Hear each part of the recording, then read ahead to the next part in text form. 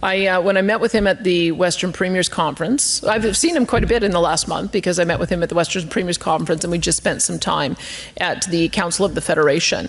But we did have a bilateral discussion about creating a working group between Alberta and British Columbia where we can become aligned on that issue in particular of LNG export, expanding it, and getting credit for reducing emissions abroad using Article 6. That was one of the main outcomes that we're trying to achieve with our discussions. I can tell you that I've been talking with all of the premiers about this, that we need to identify multiple ports that we would be able to expand and develop. I mean, I think that there's more opportunity with Port of Prince Rupert. There's more opportunity with working collaboratively with Yukon and Alaska to go to Skagway. There's opportunity to work with our partners in Northwest Territories and Nunavut to go to Grays Bay.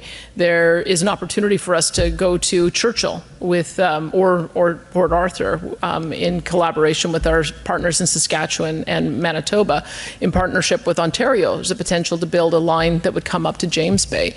And then there's also additional opportunity to look for more expansion of our lines to get down to the Gulf Coast with our American partners. So I'm looking at all of those options. I think that our best options, since we already see so many LNG projects that are underway with partnership with Indigenous communities, making sure that we can tie in our gas into those project lines would be one of the opportunities for us, I think. But it is up to the federal government to make sure that they're more proactive on these kinds of disputes in the future, that they need to get involved earlier, make sure that these disputes do not go on this long. This is essential infrastructure, and they need to work with all of the premiers now in expanding the opportunity for us to have more ports of access so that there is that redundancy in the event that we do find ourselves in a labor dispute in future. We're going to just continue being an export nation, and we need to have more ports operating efficiently.